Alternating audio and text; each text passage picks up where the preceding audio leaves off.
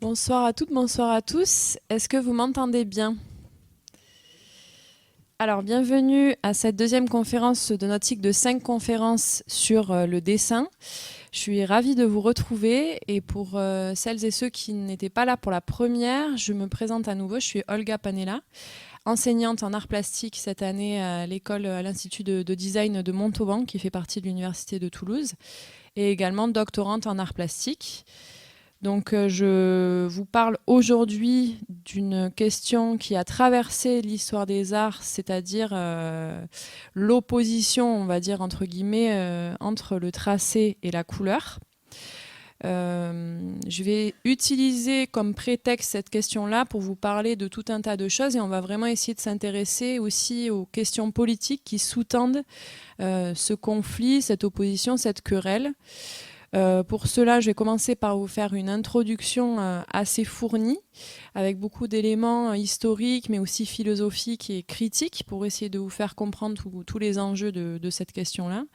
Et ensuite, après cette introduction un petit peu intensive, si vous ne vous êtes pas encore endormi, on verra quelques tableaux justement de ces trois doublons, enfin de ces trois duos d'artistes que vous voyez affichés ici.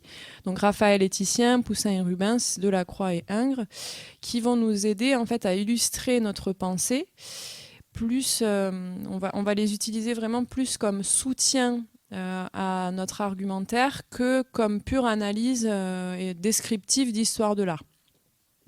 Donc je ne vais pas tant vous parler de l'histoire de la peinture, des symboles qu'elle contient, que utiliser vraiment ces tableaux, ces œuvres pour illustrer mon propos, ce que j'essaye aujourd'hui de vous démontrer, avec cette question du tracé ou de la couleur, pour vous montrer à quel point c'est important quand on s'interroge sur le dessin et son histoire au travers des époques.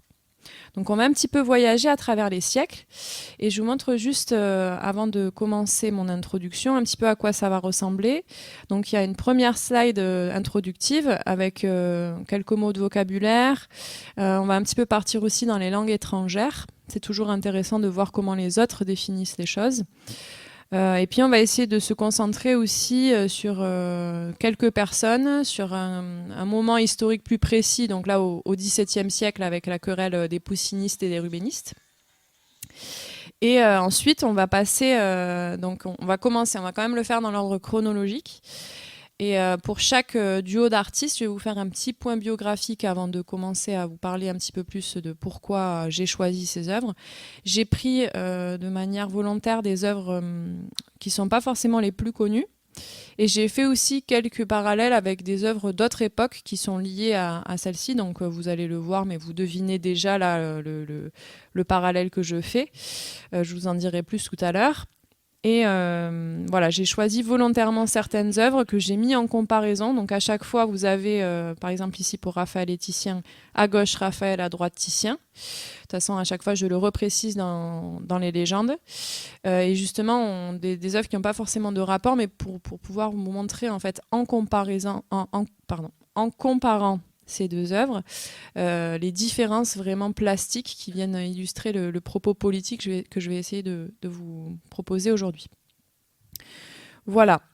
Je vais aussi me permettre de faire des allers-retours un petit peu dans le diaporama à certains moments donnés et j'ai intégré quelques œuvres d'autres artistes qui ne sont pas dans le programme officiel que vous avez entre les mains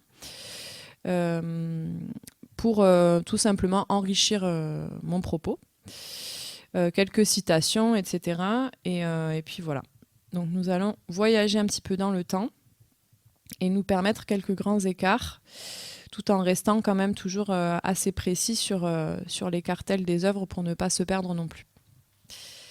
Concernant, parce que vous savez que moi j'aime bien que ce soit un peu interactif, concernant cette conférence qui est quand même assez chargée, vous l'avez vu dans le petit livret qui vous a été donné en entrée, j'ai pas lésiné sur... il y a quand même une sacrée liste d'œuvres, donc vous avez pu voir que c'est pas léger. Je vous propose de faire des petites pauses à certains moments donnés, peut-être à la fin de chaque présentation de duo d'artistes, pour recueillir un petit peu vos ressentis, vos sensations, vos réactions diverses et variées. Et puis on prendra un temps un peu plus long à la fin pour un petit peu débattre et pour que j'ai aussi votre compréhension personnelle à vous, puisque vous allez voir que ce que je vais vous dire aujourd'hui dépend beaucoup du point de vue duquel on se place. Et je vous rappelle, comme je le dis très souvent à mes étudiants qui vont, je l'espère, regarder cette conférence en vidéo sur YouTube, qu'il faut toujours se souvenir qu'on observe les choses avec ses propres biais, avec son regard dans son contexte historique et aussi avec les choses que vous avez vues dans votre vie qui vous ont plu ou déplu. Et c'est ce qui va orienter votre goût, votre regard et qui va faire que vous allez vous retrouver plus ou moins dans le camp du dessin ou plus ou moins dans le camp de la couleur ou du tracé et du coloris, on va voir toutes ces distinctions, ou alors un petit peu dans les deux. Enfin voilà, je vous poserai la question vraiment au cours de la conférence et à la fin de la conférence pour savoir un peu quel est votre vécu à vous de ce conflit-là. Voilà, donc on va commencer par une petite introduction. Donc la distinction entre dessin et couleur, elle existe depuis assez longtemps dans l'histoire des arts et elle se cristallise surtout à la Renaissance. Avant ça, néanmoins, il y a quand même des petits rappels importants. C'est la condamnation que fait Platon. Donc là, on est vraiment dans la Grèce antique. Je vous laisse désactiver le son du téléphone, pardon.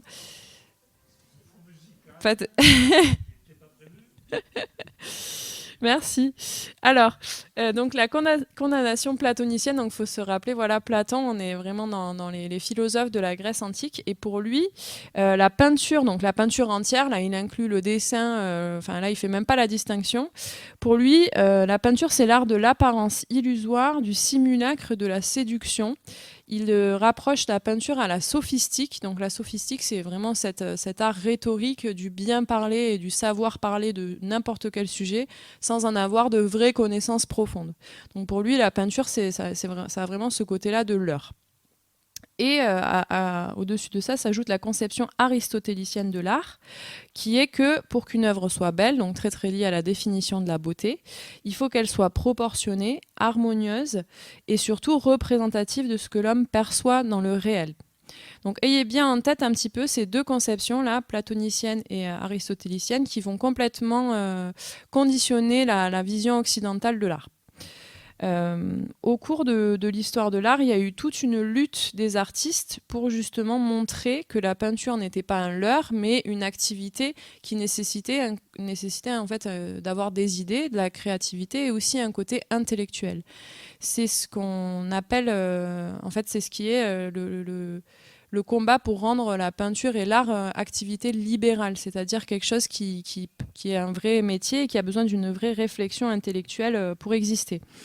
Et un des premiers à théoriser ça avec une expression simple, c'est Léonard de Vinci, qui parle de l'art et du dessin et de la peinture comme cosa mentale, donc une chose mentale. Et c'est aussi ça qui va faire que la distinction entre artiste et artisan, dont on avait déjà parlé la dernière fois et dont j'ai beaucoup parlé à mes étudiants en cours de philosophie de l'art cette année, va exister et existe encore aujourd'hui de manière très forte, même si la société contemporaine a quand même vocation à essayer de relier un petit peu ces deux termes entre artiste et artisan. Donc on va voir que ça se joue en filigrane aussi tout au long de ce conflit, de cette querelle. Je vous donne quelques petits éléments comme ça qui peuvent vous aider un peu à vous faire une idée de pourquoi il y a un enjeu à se poser cette question.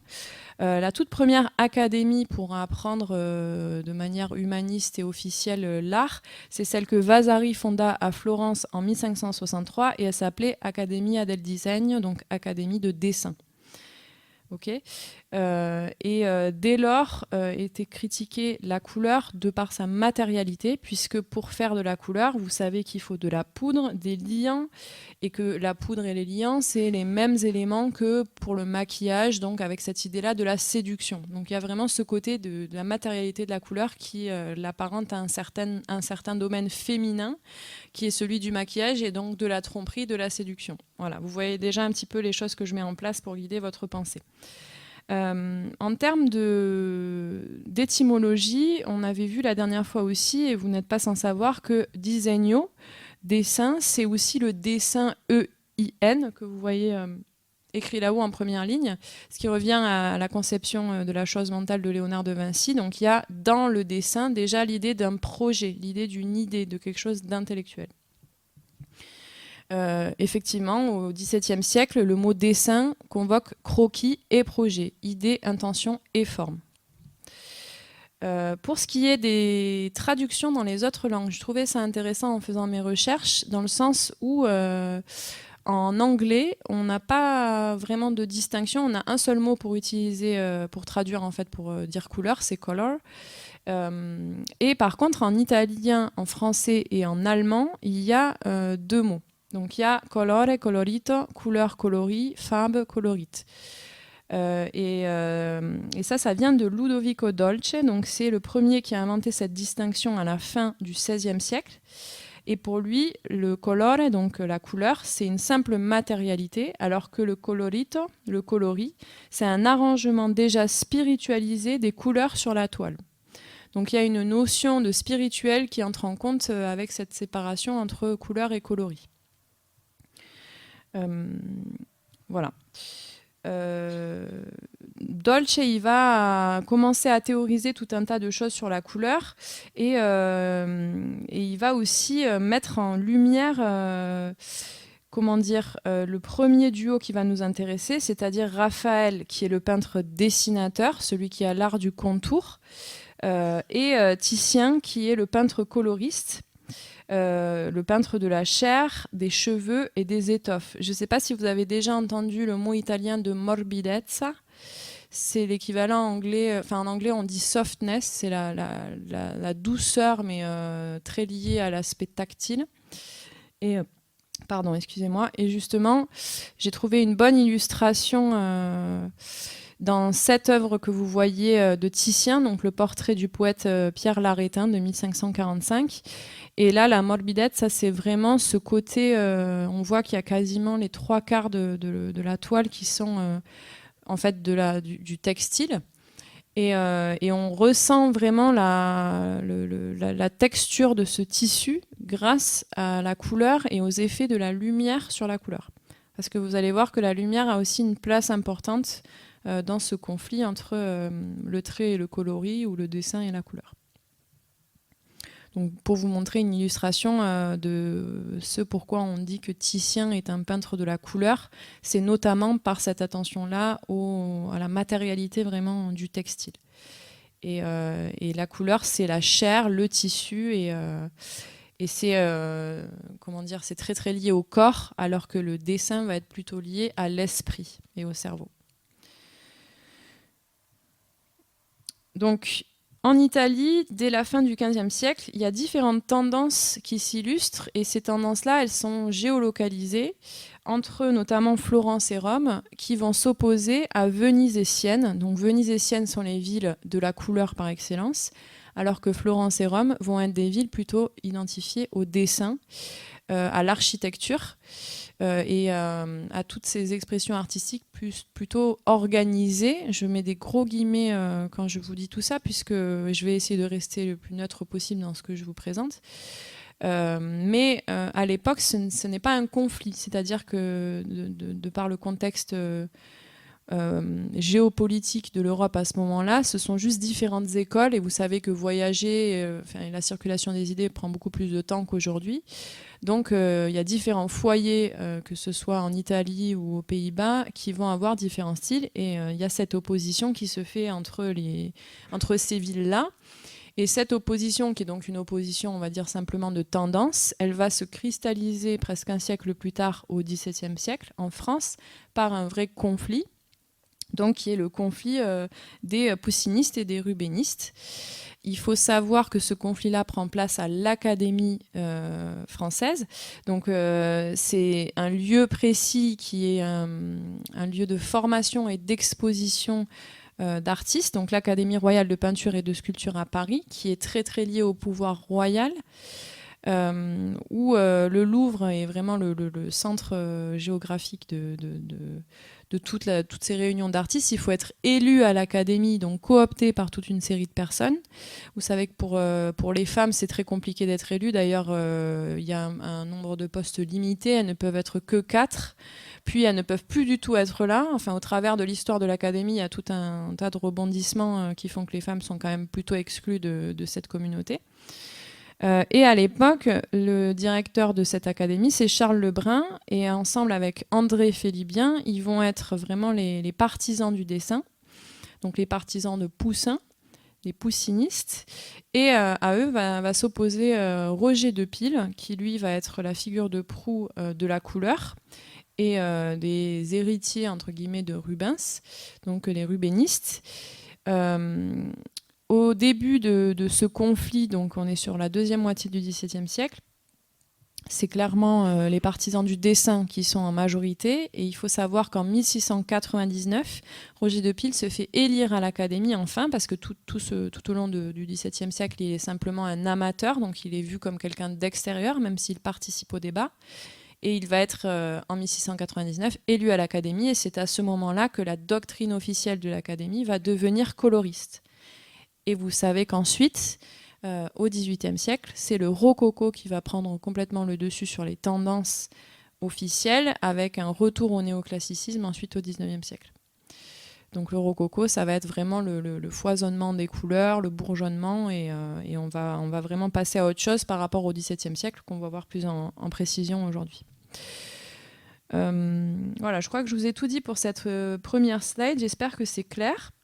Peut-être juste une manière un petit peu synthétique de vous dire les choses, parce que je vais vous reparler de ce conflit de manière un peu plus précise après.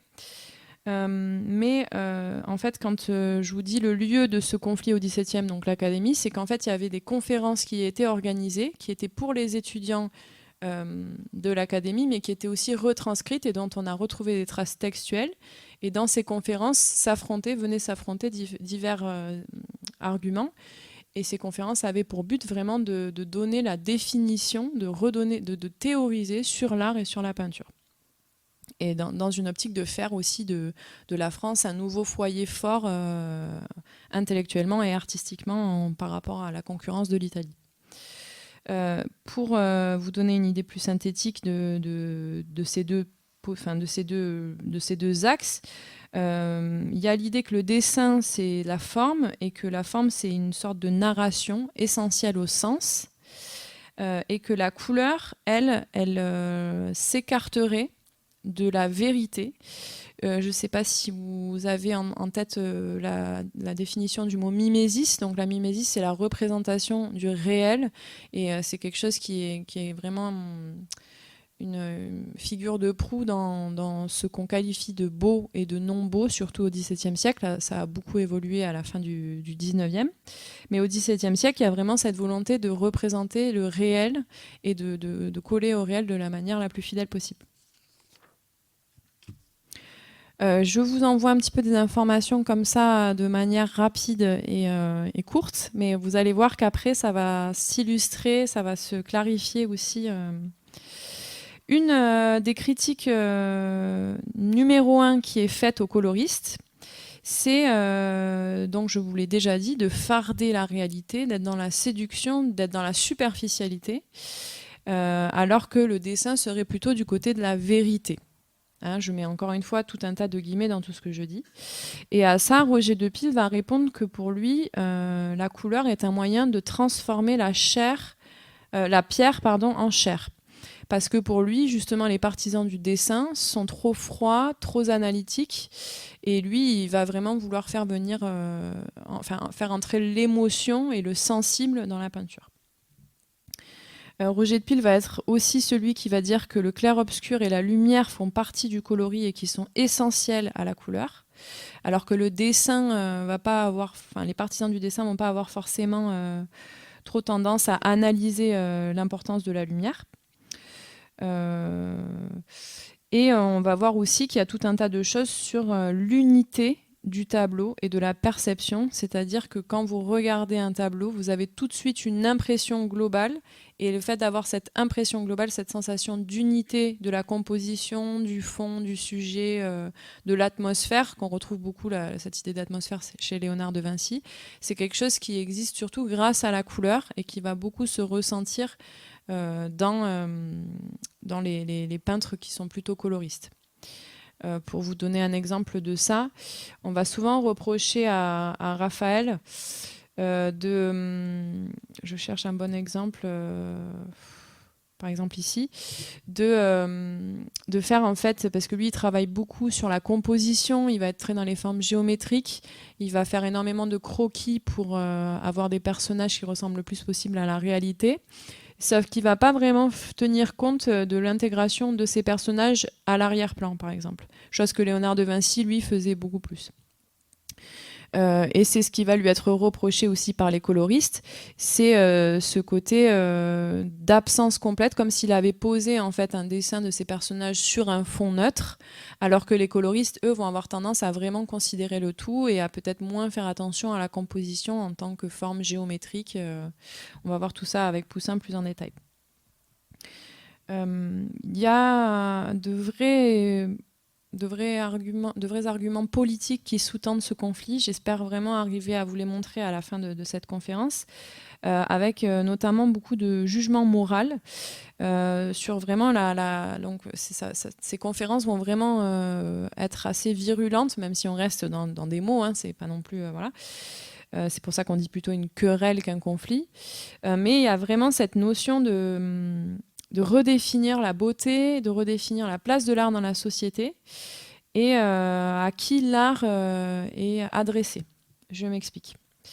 Je vous lis un extrait d'un texte de Carole Talon-Hugon que j'ai mis en référence dans votre petit livret, qui est issu de son livre Classicisme et Lumière, au chapitre 4, intitulé Querelle artistique.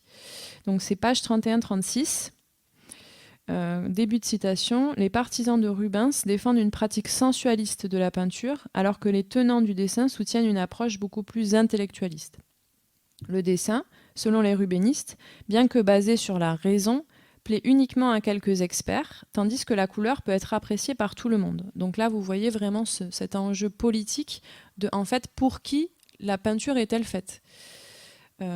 Les idées des rubénistes possèdent donc des connotations politiques révolutionnaires, en ceci qu'elles élèvent la position du profane et questionnent l'idée conservatrice entretenue depuis la Renaissance que la peinture en tant qu'art libéral ne peut être appréciée que par un esprit éduqué. Donc il y a vraiment cette ambiguïté dans le sens où il y avait une volonté à la Renaissance de dire que l'artiste était un intellectuel complet. C'est pour ça que beaucoup d'artistes de la Renaissance étaient aussi pharmaciens, avaient des connaissances techniques, savaient lire les étoiles, enfin toutes ces choses-là, pour montrer justement qu'il fallait cette connaissance humaniste complète pour être un homme érudit. Et en fait, le problème de cette conception-là, c'est ce que Carole Talon-Hugon explique, c'est que ça peut être aussi excluant dans le sens où justement, à trop vouloir avoir des sens cachés, des profondeurs de sens, on peut être excluant. Et c'est exactement ce qui a été reproché plus tard à Poussin, qu'on va voir ensuite, parce que Poussin, notamment dans ses paysages de fin de vie, mais même dans quasiment toutes ses peintures, avait aussi toute une série de profondeurs de sens très intellectuelles qui pouvaient rendre sa peinture assez excluante. Je vous cite ensuite en transition Roger de Pile qui, dans son dialogue sur le coloris de 1673, va nous donner un exemple très parlant sur son combat pour le coloris. Début de citation. « Même aveugle, un sculpteur pourrait sculpter, parce qu'on peut imaginer qu'avec beaucoup d'habileté et d'exercice, le toucher remplacerait la vue. Mais il ne saurait jamais utiliser la couleur. Il n'en aurait même pas l'idée, puisque les mots ne peuvent pas dire la couleur. Comment expliquer à quelqu'un qui n'a jamais vu ce qu'est le rouge grenat, le mauve pâle ou le jaune moutarde? La couleur est donc la qualité visible par excellence, et si la peinture est l'art du visible, elle en constitue l'essence. Donc ça, c'est vraiment le cœur de l'argumentaire de Roger de Pile pour la couleur. C'est de dire que la couleur est essentielle parce qu'en fait, on ne peut pas créer sans elle, on ne peut pas l'expliquer autrement que par le visible. Je reviens à la Grèce antique en vous parlant rapidement encore de Platon, qui oppose le sensible et l'intelligible, ce qui nous conduit à opposer l'activité intellectuelle à l'activité technique et l'artiste à l'artisan. Donc encore une conception qui a très longtemps marqué l'histoire de l'art occidental, avec cette critique numéro 1 qui sera faite par les coloristes, les partisans du dessin aux coloristes, qui vont en fait leur reprocher de complètement effacer tous les efforts qu'ont fait les artistes jusqu'ici pour démontrer justement leur génie créatif et pour démontrer que la place de l'artiste devait être plus importante que celle de l'artisan et que l'artiste, de par son côté intellectuel, était donc faisait part des arts libéraux et était aussi important que la poésie, que le théâtre, etc. Rappelez-vous toujours de la conception platonicienne de la peinture comme séduction et donc comme sophisme et du coup pas à la même. Platon mettait la peinture vraiment à une hiérarchie en dessous de la poésie par exemple. Pour finir, je vous donne quand même un petit élément important, c'est que lors de la querelle qui a eu lieu à l'Académie entre les poussinistes et les rubénistes, Poussin et Rubens s'étaient déjà décédés depuis un bon bout. Donc ils y sont pour rien. Ils ne sont pas responsables en tant qu'individus pour cette querelle-là. Néanmoins, il y a quand même un argument scientifique assez fort qui est aujourd'hui mis en valeur, notamment Carole Talon-Hugon en parle, c'est la tendance nationaliste aussi qui sous-tend ce débat au XVIIe siècle à l'Académie, dans le sens où Poussin était français et Rubens était flamand. Et il y avait vraiment aussi ce côté très vraiment purement politique, dans le sens où les conférences et les débats qui se faisaient à l'Académie étaient quand même faits pour mettre en lumière la puissance royale. Donc pour faire de Louis XIV un roi soleil, on choisissait pour ces conférences à chaque fois un tableau des collections royales. Donc c'était quand même pour mettre en lumière la puissance du roi de France. Dans un sens où Rubens étant flamand, c'est quand même quelqu'un qui représente une peinture étrangère. Il y avait aussi ce côté-là nationaliste et de propagande vraiment liée au pouvoir royal qu'il faut avoir en tête. C'est pour ça que je vous dis qu'à chaque fois qu'on examine et qu'on regarde quelque chose d'artistique, il y a toujours les biais, nos propres biais et les biais de l'époque aussi liés à qui finance, c'est-à-dire là en l'occurrence à qui appartiennent les peintures dont on parle et en l'occurrence aussi à une certaine valorisation du pouvoir monarchique. Sans plus tarder, on va rentrer dans le dur du sujet et je vais commencer par vous parler de Raphaël. Donc Raphaël, né en 1483 et mort en 1520, longtemps considéré comme le plus grand peintre qui ait jamais existé, et ça vraiment de manière assez universelle pendant 3 siècles, jusqu'à ce qu'on arrive au 19e siècle à vraiment une remise en question complète de l'académisme et de la peinture classique. Avec une vraie remise en question du trait par notamment les impressionnistes, mais on en reparlera plus tard. Et le génie mythique de Raphaël est d'autant plus appuyé par sa courte vie puisqu'il est mort à 37 ans, en laissant quand même tout un tas de travaux.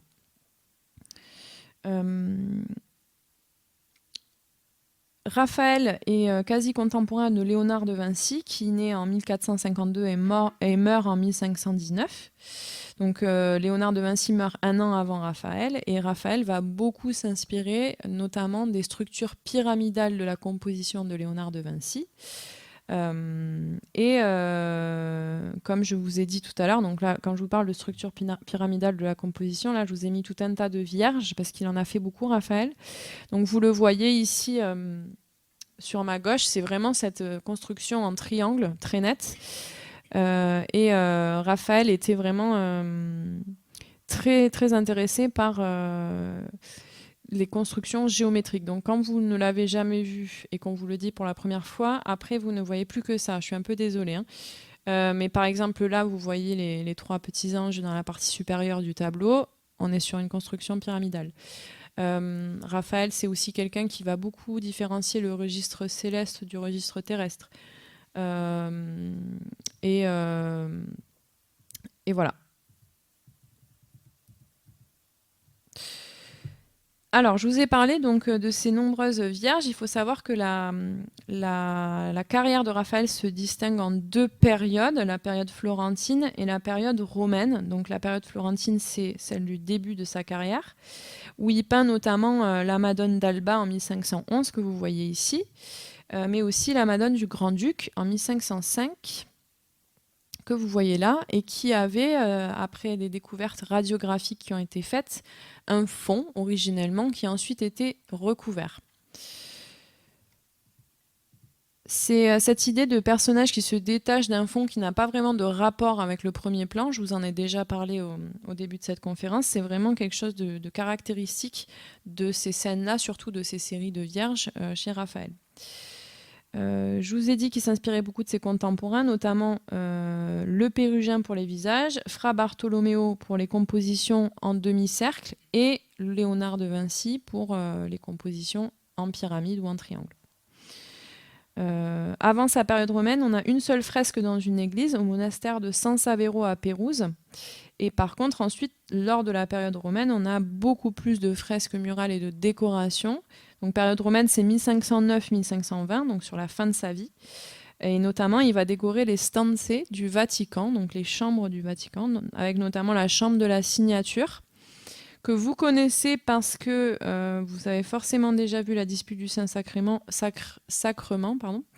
et l'école d'Athènes surtout.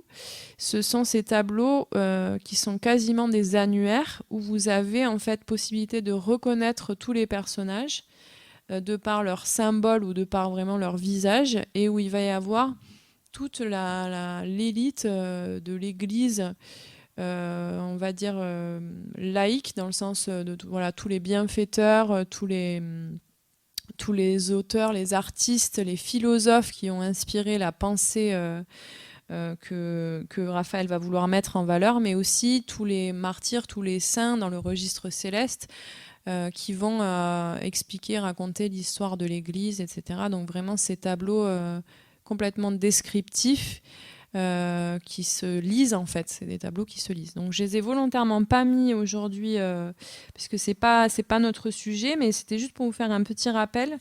Donc si vous voulez aller voir ça chez vous, regardez surtout l'école d'Athènes, je trouve que c'est celui qui est le plus parlant. Et si vous avez, peut-être avez-vous déjà d'ailleurs eu l'occasion d'aller les voir en vrai, ces chambres au Vatican. Moi, je les ai vues et c'est vrai que c'est quand même pas pareil qu'en photo. Donc on en reparlera quand j'aurai fini mon petit point sur Titien. Vous me direz un petit peu...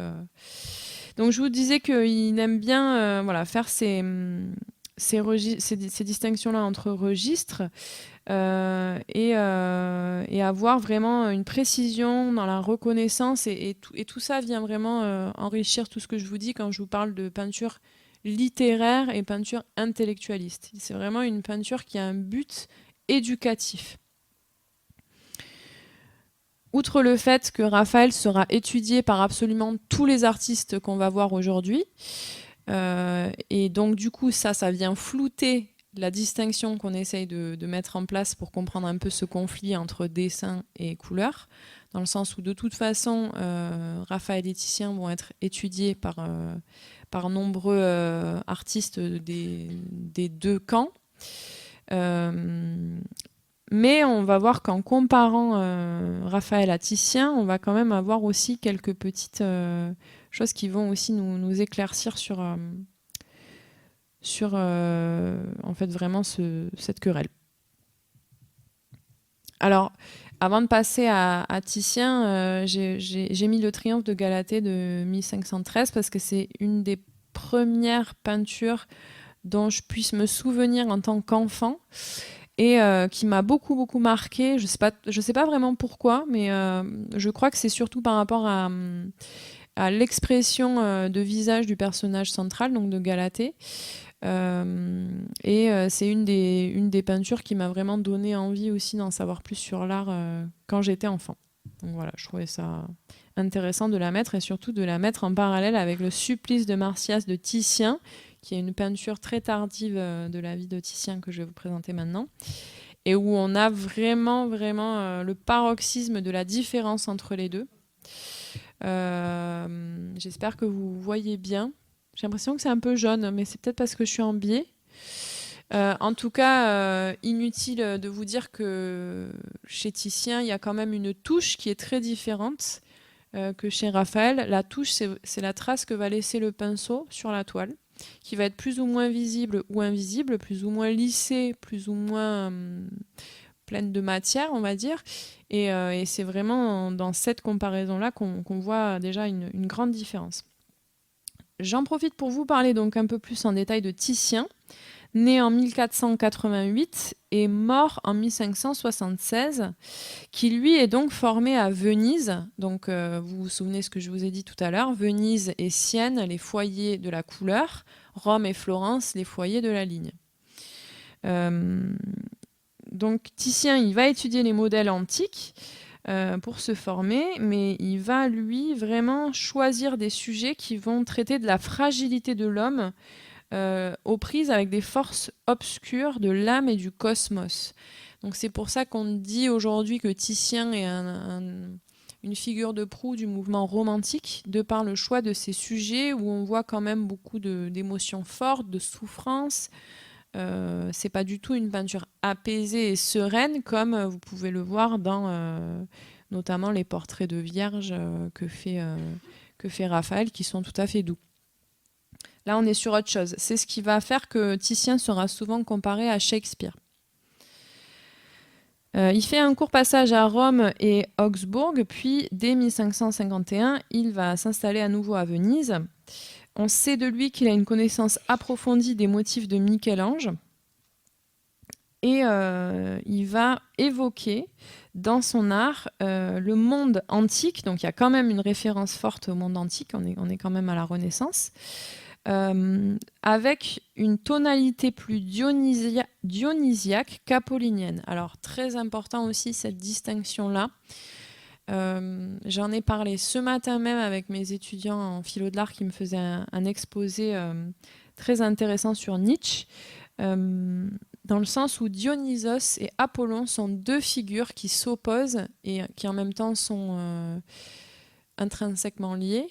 Apollon, c'est la divinité qui va représenter la lumière, le soleil, la clarté, l'apaisement, la sérénité, alors que Dionysos va être plutôt la divinité de la nuit, de la fête, du vin, mais aussi du génie créatif, du débordement, du chaos, mais du chaos créatif, du chaos, on va dire, nourricier. Et cette distinction-là, plutôt dionysiaque qu'apollinien, elle est beaucoup utilisée dans le conflit dessin-peinture, puisqu'on va forcément relier la couleur à Dionysos et le dessin à Apollon. Et en même temps, dans la distinction mythologique entre Dionysos et Apollon, est bien dit que l'un ne va pas sans l'autre, le jour ne va pas sans la nuit, etc., etc. Je vous donne des petites clés philosophiques comme ça pour quand vous en aurez besoin plus tard. C'est la raison pour laquelle c'est important que mes étudiants voient cette conférence. J'ai vraiment fait de la propagande aujourd'hui auprès d'eux. Donc j'espère qu'ils la regarderont. Et c'est vrai que c'est toujours intéressant de voir des philosophes plus contemporains comme Nietzsche qui vont reprendre aussi cette distinction-là dans leurs réflexions à eux. Donc pour Titien, la couleur, c'est un moyen donné de l'expressivité, de l'émotion et de la sensualité, et c'est un moyen de montrer ce qui ne se dit pas avec les mots. Effectivement, on en reparlera, mais la couleur permet de visibiliser ce qui ne se voit pas. Sans couleur, vous ne pourriez pas montrer de l'eau ou la texture d'un habit, c'est quand même plus compliqué de montrer ça avec le dessin. Donc voilà, c'est vraiment le parti pris de Titien. Titien a une méthode de travail qui est assez particulière et on le voit bien, je trouve, dans ses œuvres tardives, dans le sens où il va travailler progressivement par couches successives, souvent en partant de l'ombre, qui seront les premières couches en dessous, et en allant vers la lumière, qui sera plutôt en surface. Et Vasari, qui est un grand théoricien de la Renaissance, dans Les Vitae, donc les vies des artistes, il va attribuer la technique de la peinture au couteau à Titien. Donc comme si Titien était l'inventeur vraiment de la peinture au couteau. Pour lui, il y a vraiment une fusion des couleurs qui s'effectue dans l'œil du spectateur. Je vous parlais d'unité du tableau tout à l'heure, c'est exactement ça que je veux dire. Donc le regard du spectateur amène à la vie cette fusion entre tous les éléments du tableau pour vraiment, avec son imagination, compléter la scène et lui donner vie. Et avec Titien, c'est un des premiers artistes où on m'a parlé d'impression. Alors là, moi j'ai l'impression que c'est clair, mais quand on voit le supplice de Marsyas, on a vraiment déjà les premiers codes de l'impressionnisme qui sont posés, quoi. En sachant que notamment les impressionnistes ont aussi étudié ces artistes de la Renaissance, etc. etc. Donc, mais ce n'est pas le cas de toutes ces peintures. Avec la Vénus d'Urbain, ici, on est vraiment dans quelque chose de beaucoup plus précis. Donc c'est une œuvre quand même un petit peu différente du supplice de Marsyas. Et en même temps, je vous parlais tout à l'heure de la couleur comme quelque chose qui est vraiment rapproché au tissu, à la chair et au corps.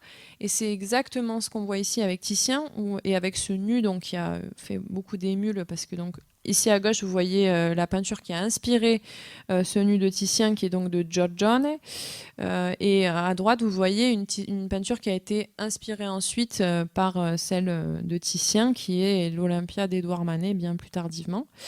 Donc il y a donc la peinture de Giorgione, c'est la première chronologiquement. Puis vous avez celle de Titien, la Vénus d'Urbain, et puis vous avez l'Olympia de Manet, avec chacun le regard de sa propre société sur ce sujet, etc.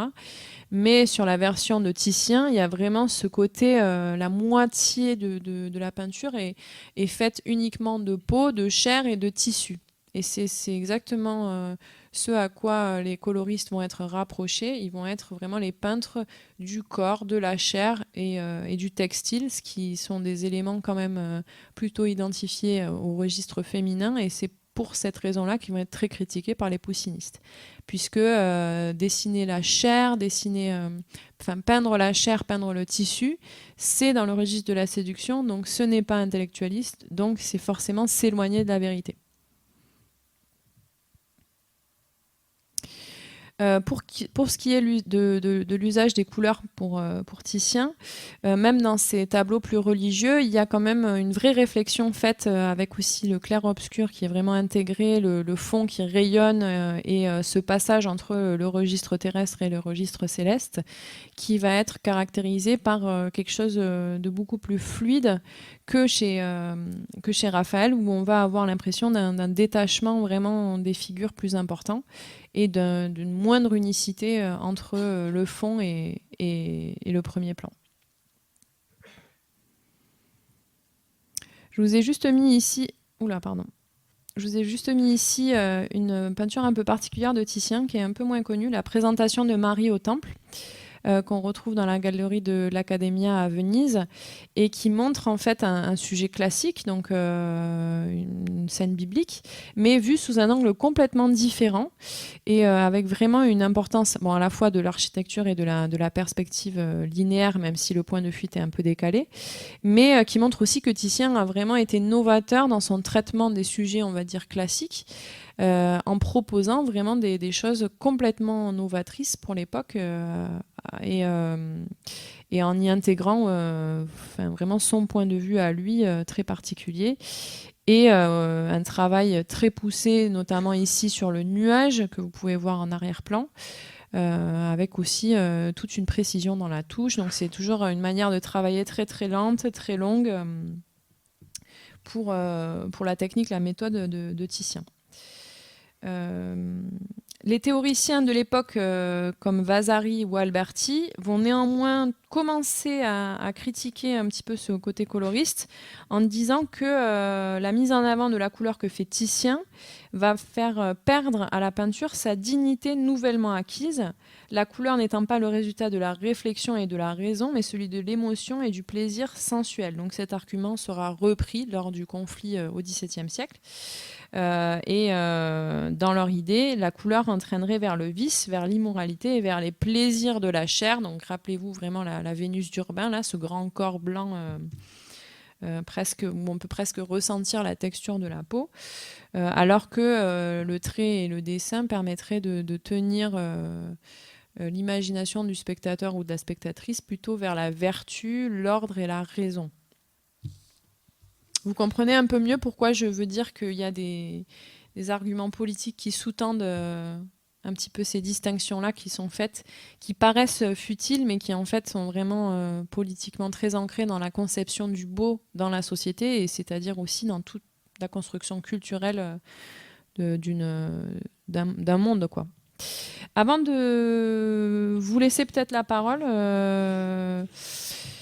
je voulais juste, parce que du coup, donc notre prochain objectif là, c'est de parler de Poussin et Rubens, et donc je vais vous refaire un point un peu plus détaillé sur cette querelle vraiment au XVIIe siècle.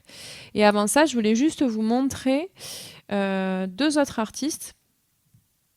Donc c'est Albrecht Dürer avec le lièvre que vous voyez ici, donc en 1502, qui est une aquarelle et une gouache.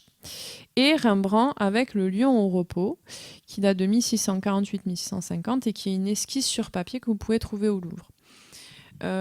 J'ai retrouvé ces deux œuvres, mais vraiment dans un tiroir perdu au fond de mon cerveau, parce que c'est des œuvres qu'on m'a montrées moi quand j'étais étudiante en histoire des arts, pour me montrer en fait la différence entre dessin graphique et dessin pictural.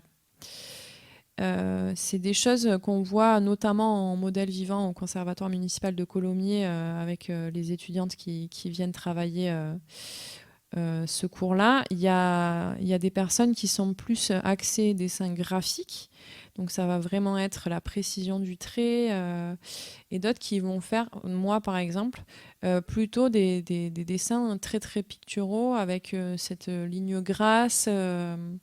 Donc c'est pas forcément en fait une histoire d'outils, c'est vraiment plus une histoire de conception qui n'est pas forcément explicable. Moi, je ne sais pas vous dire pourquoi je suis plus orientée vers un dessin plus pictural qu'un dessin plus graphique. Et il y a certaines personnes qui naturellement vont tendre vers une ligne plus graphique, quelque chose de plus précis. Et peut-être de moins expressif si on veut. Enfin, c'est une autre expressivité en fait. Ça, c'est vraiment aussi un point de vue qui va dépendre de chacun et de son vécu. Mais vous pouvez voir par exemple ici avec le lièvre qui a vraiment chaque poil de sa fourrure est vraiment dessiné individuellement. Il y a vraiment cette recherche de coller de mimésis, de coller à l'impression de réel. Alors que chez Rembrandt, on a vraiment plus ce côté donc d'esquisse rapide, donc ça nous donne une impression de rapidité, alors qu'avec la précision qu'on a sur le lièvre, on sait que l'artiste y a passé beaucoup de temps. Après, ça pose aussi la question de est-ce que pour qu'une œuvre soit réussie et appréciable, il faut y passer énormément de temps, ou est-ce qu'il vaut mieux que ce soit très expressif, mais qu'on y ait passé peu de temps. Vous vous souvenez peut-être de Picasso qui disait qu'il arrivait à faire une peinture en 2 temps, 3 mouvements, mais qu'il avait passé un certain nombre d'années de préparation avant de pouvoir arriver à faire ça en 2 minutes.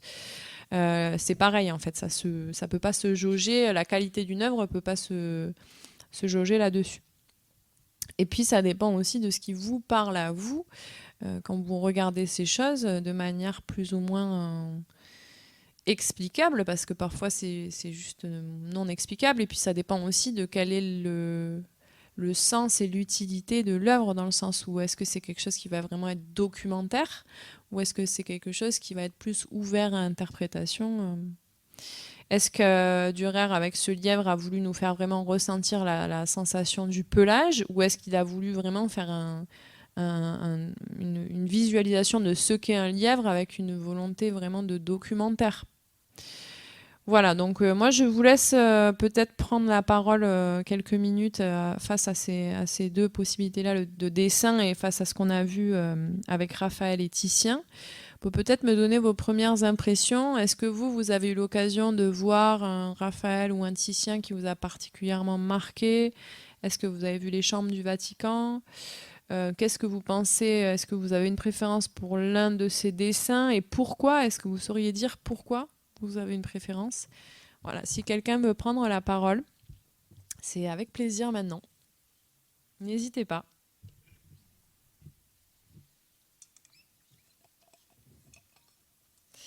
Ne me laissez pas seule.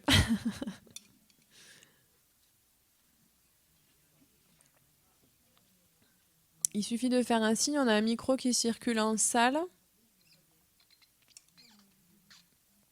Personne, tout le monde dort.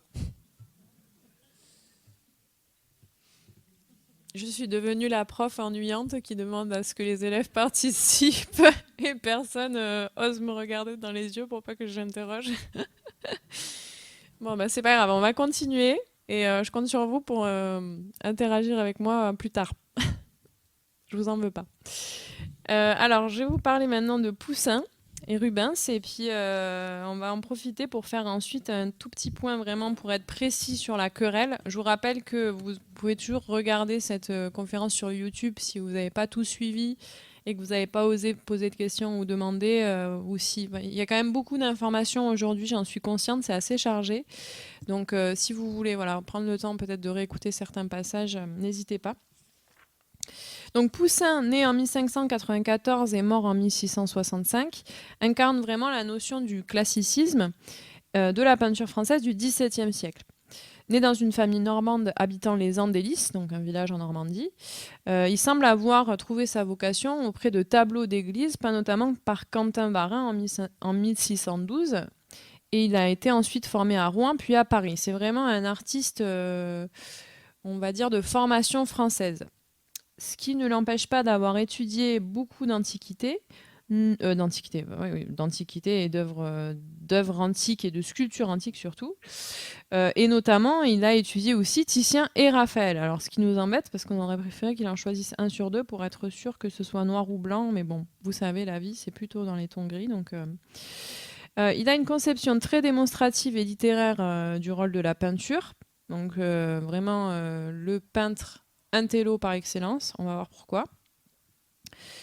Et il va notamment faire un passage à Rome dans les années 1620 où le mécène Cassiano dal Pozzo va le soutenir et ce mécène a autour de lui toute une troupe d'artistes et de théoriciens qui sont très intéressés par la culture antique, ce qui va beaucoup influencer Poussin. En 1640, il quitte Rome pour Paris, invité par Louis XIII et le cardinal Richelieu, et il rentre à Rome seulement 2 années plus tard, en 1642, à cause d'intrigues, notamment de la part de son concurrent Simon Vouet, avec des histoires de jalousie, etc. Donc, il préfère quitter Paris pour retourner à Rome. Donc c'est un peintre qui est aujourd'hui beaucoup montré comme 100% français, mais qui a quand même passé une grosse partie de sa vie à Rome. Hein. Donc il faut pas non plus, faut quand même bien avoir en tête aussi que ces artistes sont quand même pour la plupart mobiles, qui voyagent beaucoup, qui ont affaire à beaucoup de personnes de différentes nationalités, etc. Néanmoins, Poussin est catégorique et pour lui, les couleurs ne sont que des leurres qui persuadent les yeux.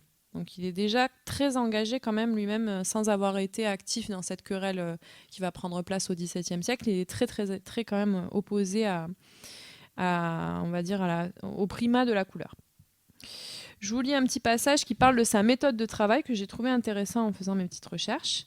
Quand on lui demandait un sujet, il commençait par lire tout ce qu'il pouvait trouver s'y rapportant afin de s'en imprégner. L'œuvre naissait ainsi de la méditation que des croquis successifs explicitaient.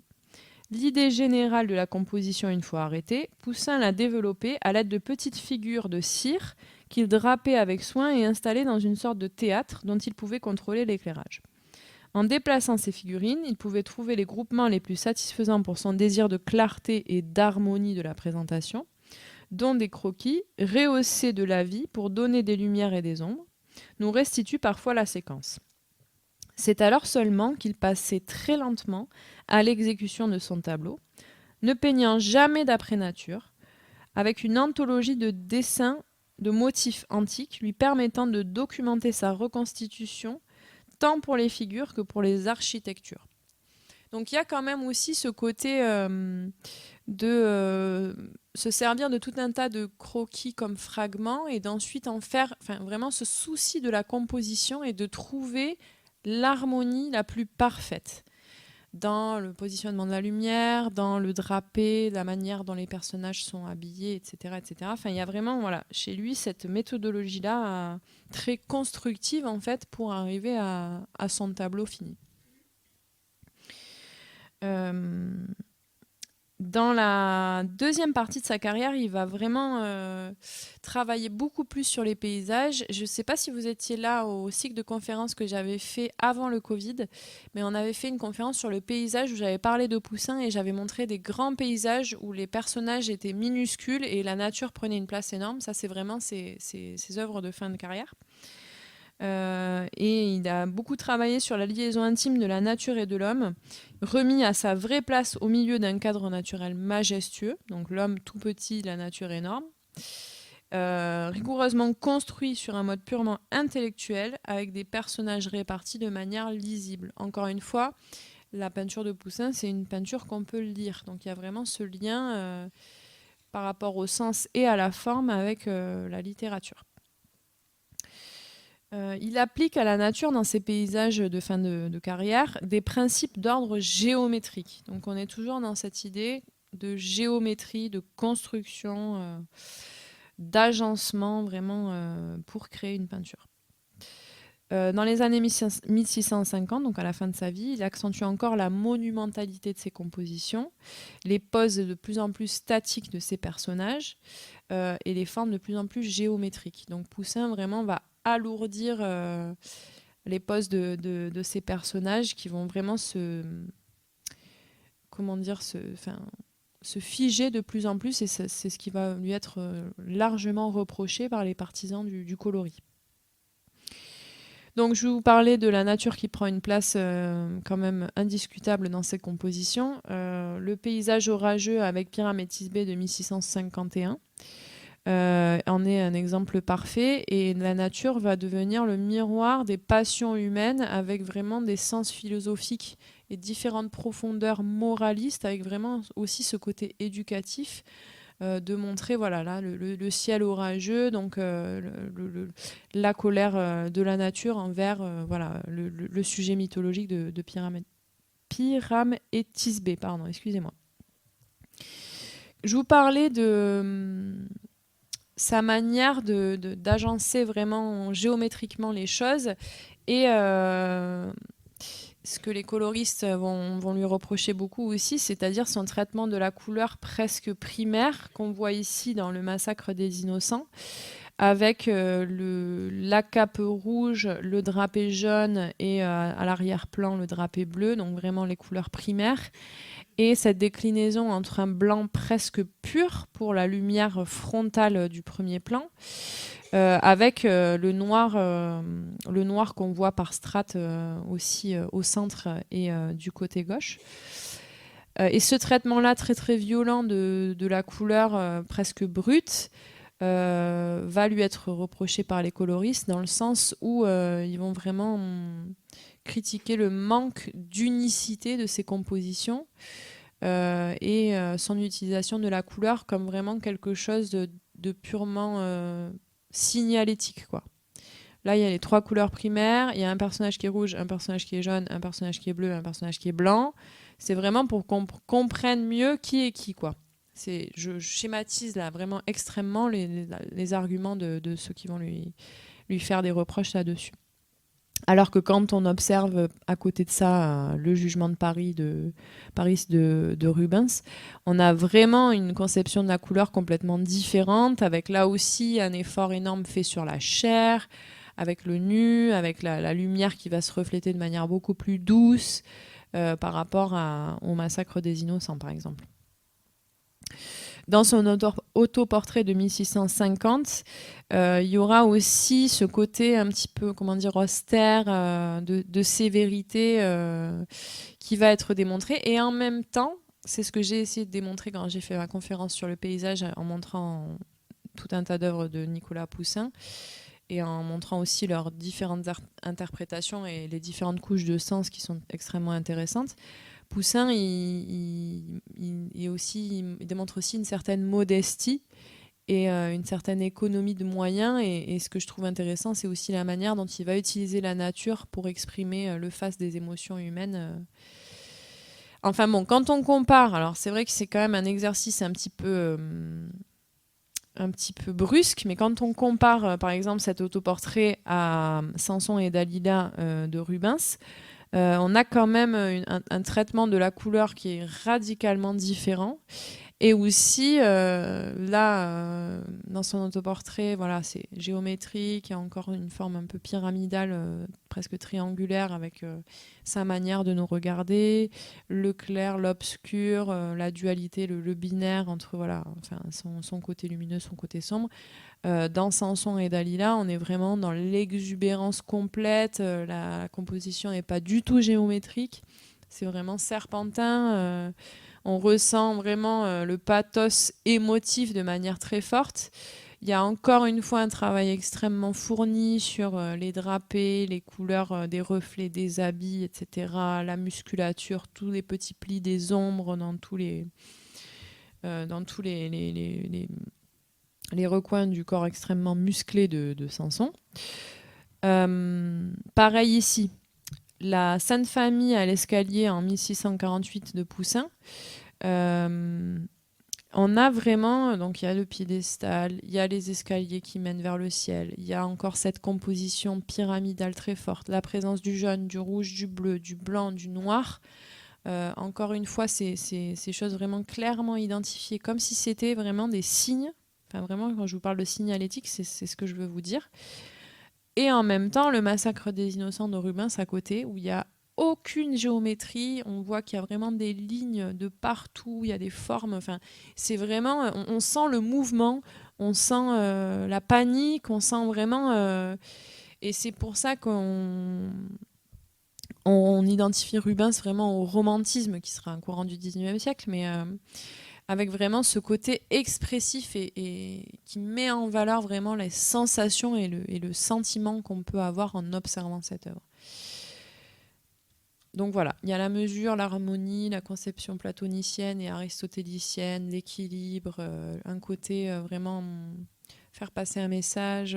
Et en même temps, quand on observe de plus près les nuages qu'il y a à l'arrière-plan, le traitement des nuages que fait Poussin, il y a quand même aussi une ambiguïté, parce que bon, voilà, j'essaye de vous montrer que tout n'est pas noir ou blanc. Poussin a bien évidemment aussi fait beaucoup de travail sur la couleur.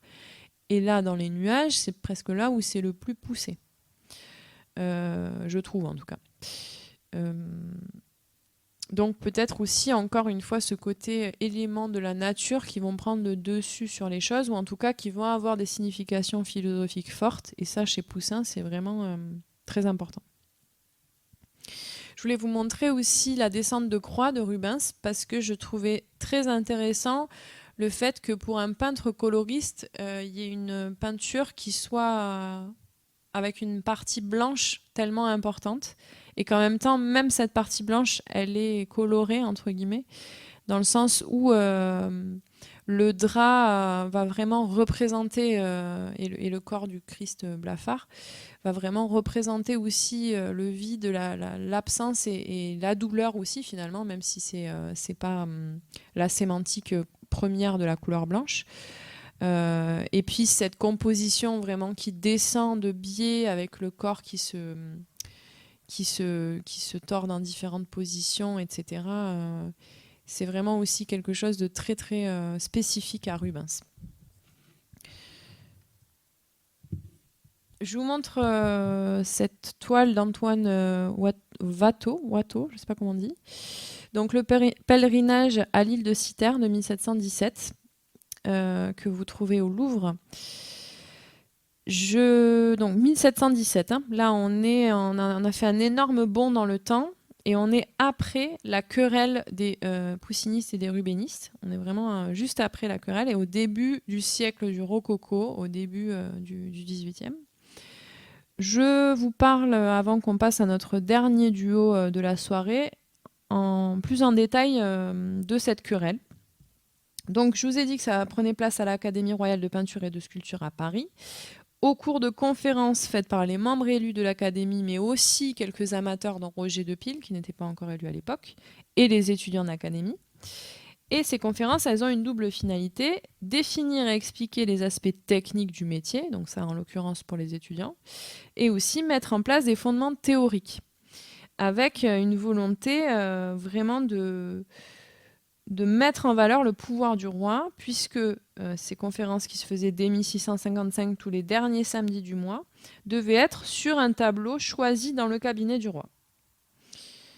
La première conférence qui va lancer le conflit, c'est celle prononcée par Philippe de Champaigne le 12 juin 1671 sur une Vierge à l'enfant de Titien, justement.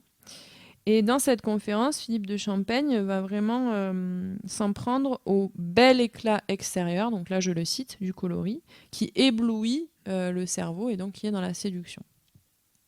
En réponse à cela, Gabriel Blanchard, le 7 novembre 1671, donc la même année, quelques mois plus tard, va donner une conférence qu'il va intituler « Le mérite de la couleur », dans laquelle il va littéralement faire l'éloge de, je le cite, « la belle enchanteresse ». Donc lui, il va complètement assumer le côté séduction de la couleur, et il va dire justement que oui, la couleur est là pour enchanter, pour séduire, pour faire ressentir, et que c'est d'ailleurs son rôle.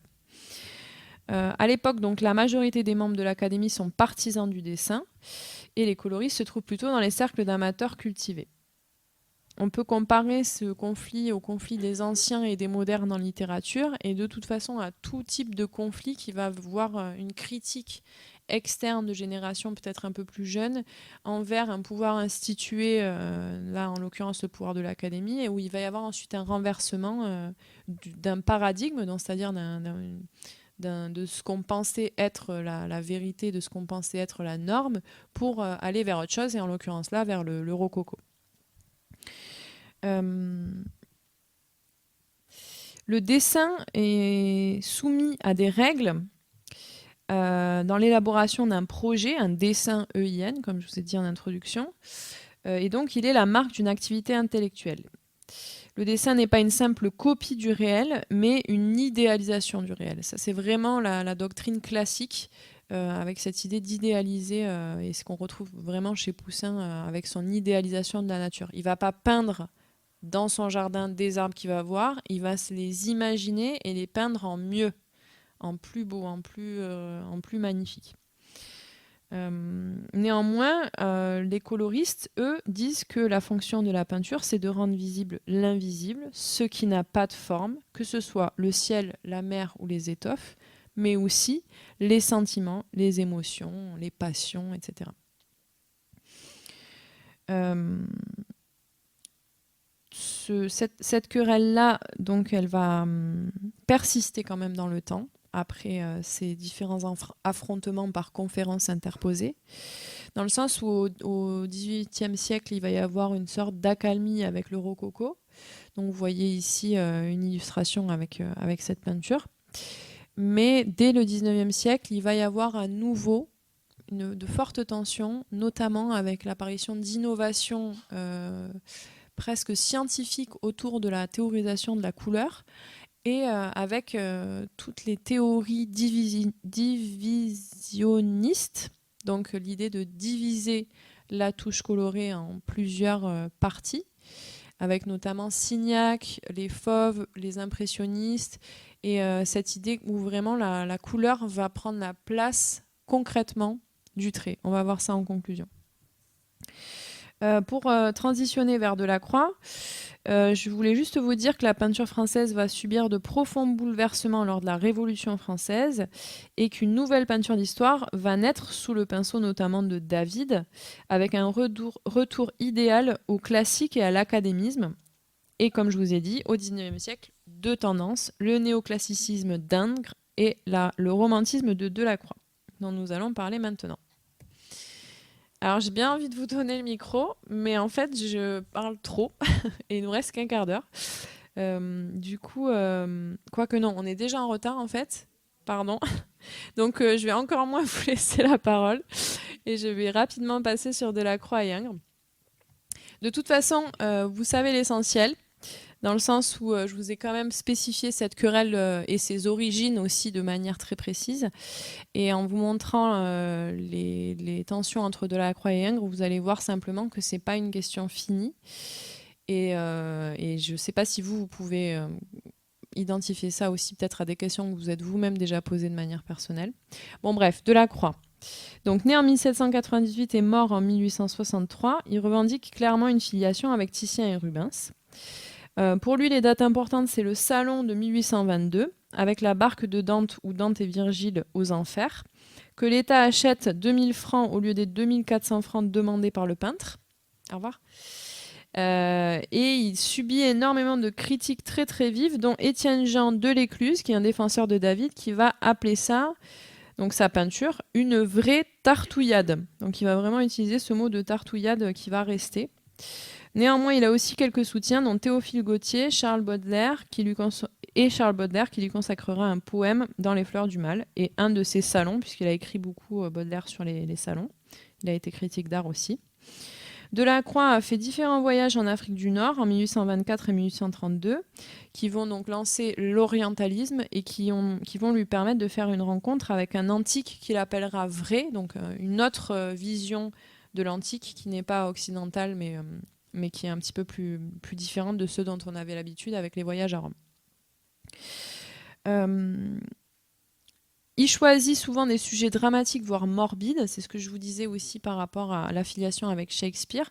Donc, par exemple, ici, vous voyez dans La mort de Sardanapale, vraiment un sujet où la souffrance est au cœur du choix de l'artiste. Il choisit vraiment ce moment-là de mise à mort. Et il y a vraiment cette idée que la peinture n'est pas censée donner, en tout cas pour Delacroix, une idée claire d'une vertu, mais plutôt exprimer des sentiments forts. Au salon de 1827, il expose en même temps que Ingres, qui exposera lui l'apothéose d'Homère, qui est je vous l'ai mis, c'est vraiment un tableau tout à fait pyramidal, très droit, très clair, avec un socle, un autel, qui en plus est surmonté d'une autre pyramide avec le bâtiment architectural derrière. Donc ces deux tableaux-là que vous voyez à gauche et à droite sont tous les deux exposés au même salon et ils sont mis en concurrence, et la concurrence entre Delacroix et Ingres va durer et va être alimentée par la presse aussi, notamment par des caricaturistes qui vont représenter Delacroix avec un pinceau et Ingres avec un stylo. Victor Hugo est un des seuls à ne pas condamner la démesure qu'exprime Delacroix avec son tableau La mort de Sardanapale. Delacroix va vraiment rejeter l'idée du beau et mettre en scène la cruauté, qui est vraiment à 1000 lieues de l'idée de la vertu néoclassique qu'on peut voir dans l'apothéose d'Homère, qui est encore une fois un tableau lisible où on peut reconnaître des gens, etc., etc. Ce qu'il y a de plus réel pour moi, ce sont les illusions que je crée avec ma peinture. Le reste n'est que sable mouvant. Donc Delacroix, lui aussi, il est très au clair avec l'idée que la couleur, la peinture, c'est une illusion, et il assume pleinement le fait qu'il crée cette illusion pour faire ressentir aux gens des sensations fortes, mais aussi pour les toucher, les émouvoir, et pas le fait de ressentir des sensations fortes ne vous empêche pas de réfléchir et de vous poser des questions. Quant à Ingres, qui a commencé à se former aux Beaux-Arts de Toulouse à l'âge de 11 ans, il reçoit le prix de Rome à 20 ans, donc j'ai oublié de donner ses dates. Il est né en 1780 et mort en 1867. Il habite à Rome pendant de nombreuses années, au cours desquelles il étudie les œuvres de la Renaissance et de l'Antique. Et lui va plutôt assumer une filiation avec Raphaël, Poussin, David. Et il va vraiment caractériser sa peinture par la mesure. Bon, vous savez tous que dans la grande odalisque, il y a 2 vertèbres de trop, donc la mesure est quand même limitée.